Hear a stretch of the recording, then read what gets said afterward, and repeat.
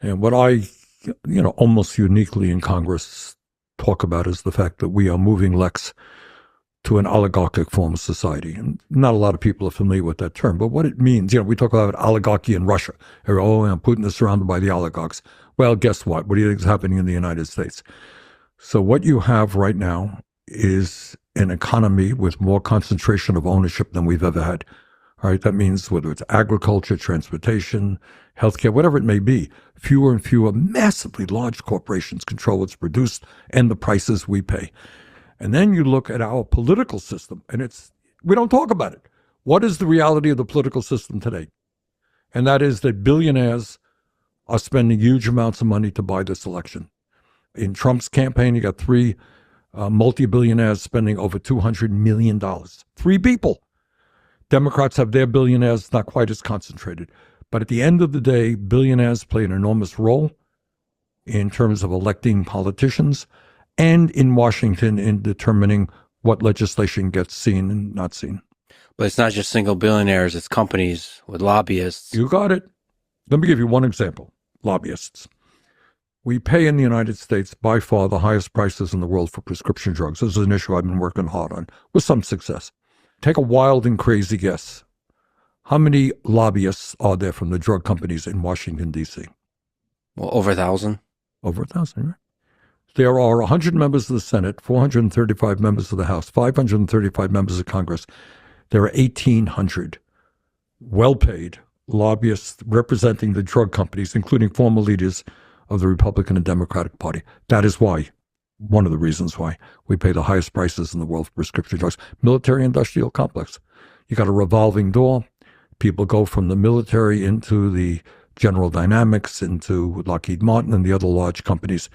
And what we see there is an institution in the Pentagon. We spend $1 trillion a year on the Pentagon. It is the only federal agency that is not able to submit to an independent audit. So if you think there's not massive fraud and waste and cost overruns in the Pentagon, you would be sorely mistaken. I just want to say I really appreciate this conversation. This is part of the reason I want to share this with you guys, is I think that beyond everything else, beyond the partisan divides and the bickering and arguing about this policy, that policy, I think all of us can agree, Republican, Democrat, Independent, that we have a system that is absolutely corrupt. And whenever you have corruption, that's when you start to have real problems and when you have difficulty getting things done that people actually want. Bernie Sanders points this out all the time. And it doesn't get brought up enough. I think it is the core of the rot of our political system. And before anything else can really get fixed, we're always going to have these issues. So above everything else, I want to shine a spotlight on this idea of corruption and the lobbyists and all that. That I just don't have any confidence that either party is going to be willing to take on. And I don't know how it gets fixed. I don't know when it gets fixed, but it needs to get fixed in order for this country to really thrive the way it should. So let's continue with the conversation. Do you think most politicians are corrupt in accepting the money, or is the system corrupt, or is it a bit of both? If the corrupt means that, hey, here's $10,000, vote this way, doesn't work like that. Very, very rare. Occasionally, very, very rare. That's corruption. What happens is that if you are in a campaign, and right now the amount of money that people have to raise, you're running for Senate in Ohio, you're talking about $50-60 million. Where the hell are you going to get that money? It's not going to be $10 donations. You're going to be surrounding yourself with people who have the money. You're going to go $5,000 plate dinners, etc. So you surround yourself with those people who say, oh, these are my problems. This is what I need. I need a tax break for billionaires, blah, blah, blah, blah. So you live in that world. They are your financial support. They are, in a sense, your political base. So you're very cognizant of what you do in terms. Think about that for a second, guys. Your political base used to be, or it should be, the population of people that you need to be there to support to make the right decisions on behalf of them and the policies that they need and want. Where the reality of our situation is, instead of the political base being people, the political base is money or the political base is whoever has the most concentration of money and is able to put that forward behind politicians that use that as their lifeline. So again, the political base is not people, it is money or the few people that have the concentrations of money that are able to buy that system. So again, that's why it's totally messed up. Terms of not upsetting them. So it's not corruption in the sense of people, taking envelopes with, huge amounts of money to vote a certain way. That very, very rarely, if ever, happens. It is the power of big money to make politicians dependent on those folks. And that's why, when I ran for president, what I'm probably maybe most proud of is the fact that we received millions and millions of campaign contributions, averaging $27 a piece, I think, in 2016. Have companies, lobbyists ever tried to buy you, try to influence you? We don't welcome them into our office. I do deal with these guys, but it's usually on a confrontational tone. No, so they don't come into my office very often telling me their problems. So how do we fix the system? How do we get money out of politics? This is not, like many other issues, we don't have to reinvent the wheel here. It exists in other countries. If you go to, every country has their own election system, but nobody has a system where billionaires can spend unlimited sums of money through super PACs to elect the candidates of their choice. So first thing you got to do, and I kind of, it took me a while to fully wrap my head around the idea of super PACs because, right, you can't donate these tremendously large amounts of money to an individual. But what the politicians do, or what these like super PACs are, like these giant, like shell pseudo corporations that you, as a, a rich individual, or just anybody in general, can donate to a super PAC. You can donate however much you want. You can donate, billions of dollars. Maybe it depends on a case by case basis, but there's no caps. There's like a $2,700 cap on individual donation directly to a politician. To a super PAC, you can donate as much as you potentially want.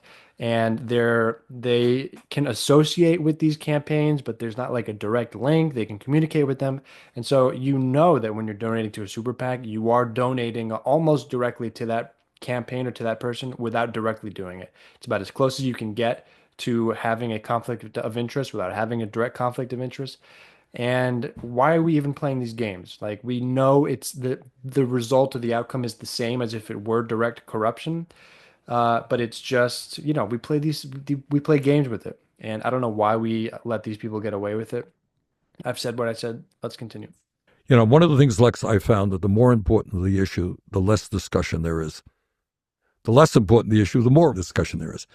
A number of years ago, the United States Supreme Court, in one of its more pathetic decisions, passed the Citizens United decision. And what Citizens United decision said is, you're a multi-billionaire. You want the freedom. You're a free person in a free country. You want the freedom to buy the government. And how terrible it would be to deny you the freedom to spend hundreds of millions of dollars on a campaign to elect the candidates. And they said that's your freedom, and that's what Citizens United is about. We've got to end that. In my view, we move to public funding of elections. That means you want to run for governor, you want to run for Senate, show that you have some support, get $5 contributions from X number of people to show you're not a flake. You have some support, and the government will pay a certain amount more, and there will be a limit on the amount of money that can be spent. So it'll be a real, you can run against me, and I'm not going to outspend you 10 to 1. That's what we should be moving toward. That would mean everybody gets equal financial footing, and the only thing that you can potentially separate yourself from each other candidate in the race is whether or not people actually like your ideas to the extent that they're able to be exposed to them with the public funding, or that you're able to spend on advertising. Of course, people can go out and do other things to spread their message. But financially wise, you are on the same equal footing, and that you don't just get a leg up simply because you have more money, which is how our current system works. 9 times out of 10, whoever just spends more money ends up winning the election. In my view. How do we make that happen when there's so much money in the system and the politicians owe to the people who paid for their election? Does it have to come from the very top, essentially sort of a really strong, populist president? But you're right. You raised exactly the question. If I am getting a huge amount of money from billionaires, do you think I'm going to go out and announce, I think billionaires should not be involved in buying elections? I doubt that very much. So what you're going to need, and you tell me if I'm missing something, but I pay attention. You don't hear either of the major candidates talking about that issue, do you? I think what happens is when an individual politician speaks out about it, they get punished. But I think this is a popular idea. So if a lot of them speak out, that's why if it came from the top, if a president was using a very large platform to basically speak out, it provides a safety blanket for the other politicians to get it all out of the system. But there has to be a kind of a mass movement of Yes, it. it does. I mean, and every place I go, I always speak about the issue. And it always, people understand it. You're a Republican, you're a Democrat, you're progressive, you're conservative. Who really believes that we are a democracy when billionaires can spend, tens and tens of millions of dollars to buy elections? So it is a very popular issue. It's important. You're right. We need political leaders to be speaking out on that.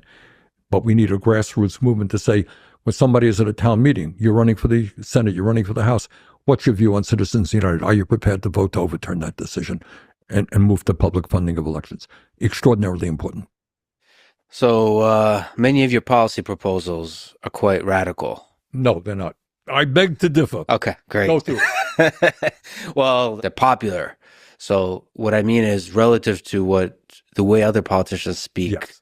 it's usually a little bit more moderate. So from everything you've learned from politics, is it better to go sort of radical? Maybe we can come up with a different word versus a more moderate, safe, ambiguous kind of policies. Okay, let's talk about it. Fair enough. We talked about one issue, very important, money in politics. Money, yes. Getting big money out of politics. Do you think that's a radical idea?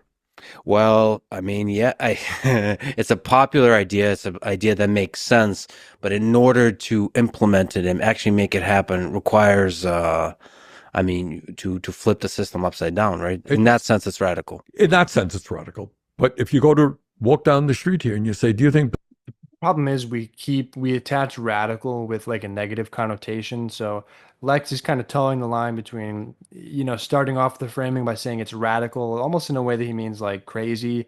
And then Bernie pushes back and he's like, well, I acknowledge they're popular and yeah, it would be good for the system, but if you had to do that, you have to turn the system on its head. So by definition, it's radical.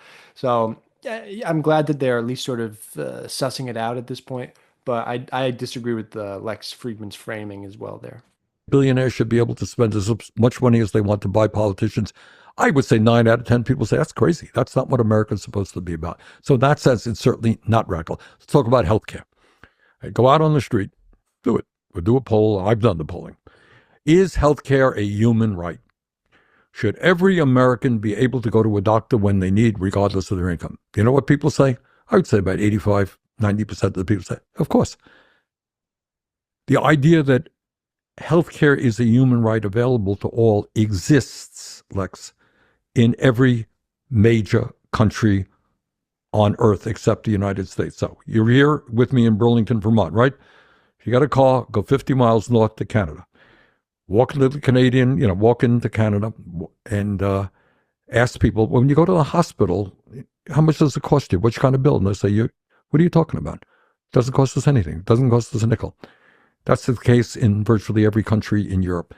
So the idea that healthcare should be available to all, that there should be no out-of-pocket expense because it's a human right, is widespread around the world and very much agreed to in this country. Bottom line is that because of our corrupt political system, we have a healthcare system designed not to provide healthcare to all people, to make huge profits for the drug companies and the insurance companies. And that is what's happening. And we got to change that system. So I'm a strong advocate and I've led the effort on Medicare for all. All right, we'll go ahead and pause it there. Go ahead and check out the rest of that podcast, Lex Fridman's podcast with Bernie Sanders. For me, that's an absolutely essential part to bring to the discussion. It's really, and Bernie Sanders goes into a few things like defense contractors earlier and healthcare and lobbyists and all of these things surrounding corruption and a lot of these things that Americans on both sides, you and I, and people on the far left and the far right and everything, we can agree. Things are broken in many ways. We feel it. And my opinion, Bernie's opinion, is that a lot of it has to do with the corruption. I hate the corruption. It's dishonest.